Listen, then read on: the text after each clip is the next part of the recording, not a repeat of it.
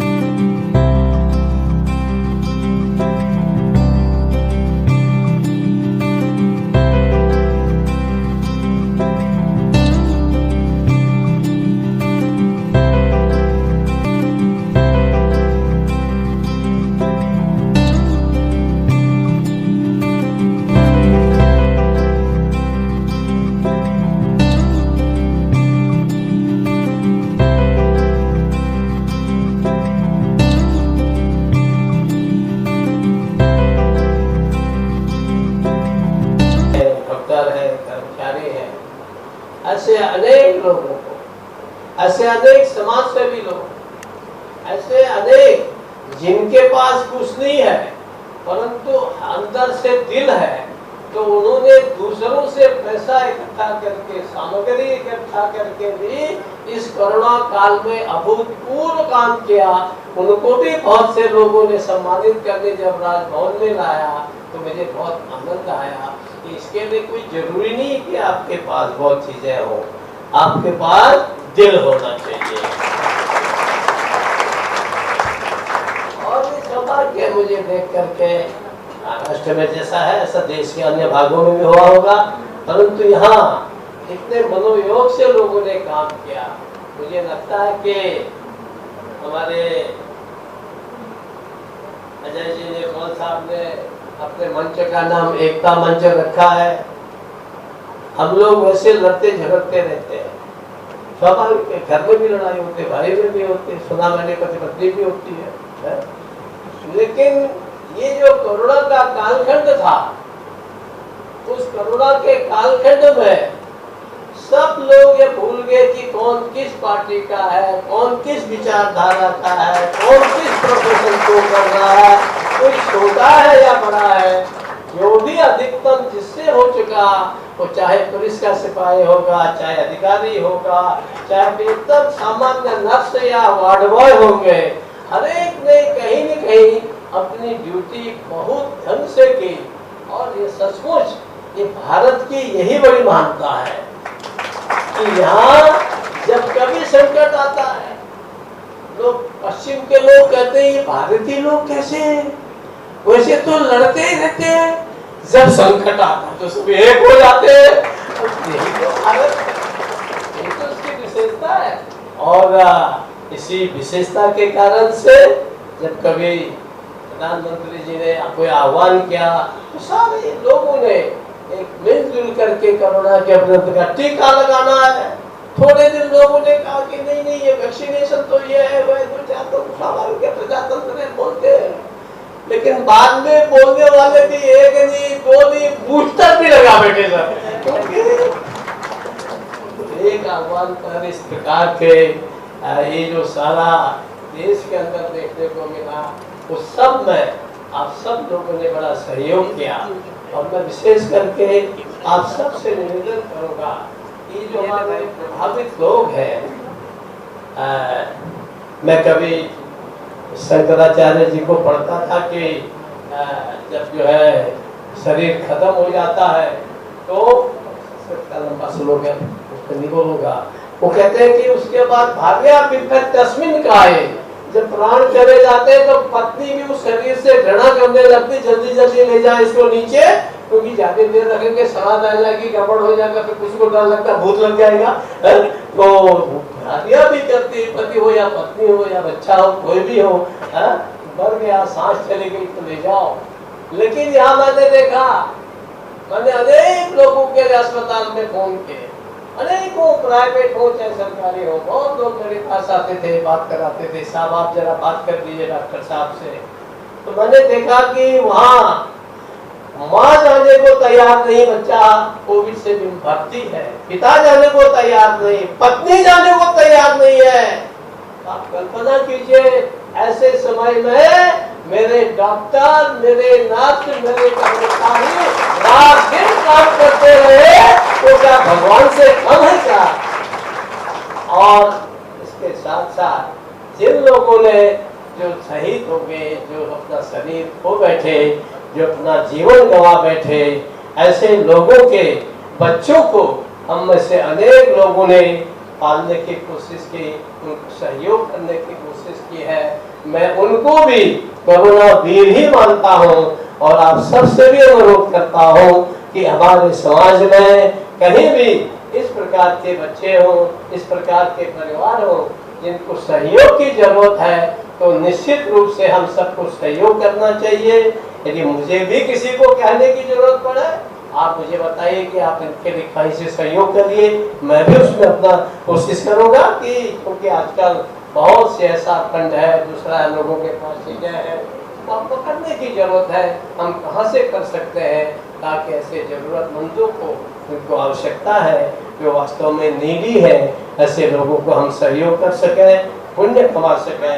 मुझे आप सब लोगों को इस अवसर पर आपको और आप सबके साथियों को मैं बहुत बहुत धन्यवाद देता हूँ और भगवान से प्रार्थना करता हूँ तो आप हम सबको ये शक्ति दें कि भविष्य में इस प्रकार के कोरोना जैसे कोविड जैसा पेंडेमिक ना आए भी तो हम मिलजुल करके एकता मंच के साथ एकता के साथ इसका मुकाबला कर सके, जैसे सारा इस देश में काम कर सके।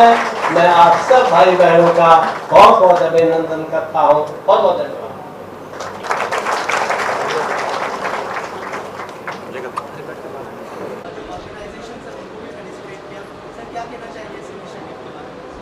देखिए, पिछले 2 वर्षों से हमने सब देखा कि काफ़ी सामाजिक संस्थाएं, semi government organisations, government organisations, उन्होंने बिना स्वार्थ के काम किया। तो एकता मंच के द्वारा हमने एक छोटी सी कोशिश की कि किस तरह से जो फ्रंटलाइन वर्कर्स थे जिन्होंने बिना स्वार्थ लोगों के लिए सेवा दी है, उनको हम लोग प्रोत्साहन करने के तौर पे किस तरह से उन्हें एक मुंबई कर की तरफ से एक उनका आभार प्रदर्शन करें, इसलिए ये कार्यक्रम का आयोजित किया गया था। उसके साथ साथ ऐसे बच्चों को भी हमने मोटिवेट किया जिन्होंने अपने दोनों पेरेंट्स गंवाने के बाद जो दुख उन पर दुख का पहाड़ गिर पड़ा था, वो दुख के साथ भी उन्होंने 75% के ऊपर मार्क्स प्राप्त किए, चाहे वो एसएससी एग्ज़ाम्स हो, एचएससी हो या ग्रेजुएशन हो। तो ऐसे बच्चों को भी हमने हौसला अफजाई करने के लिए कार्यक्रम आयोजित किया था।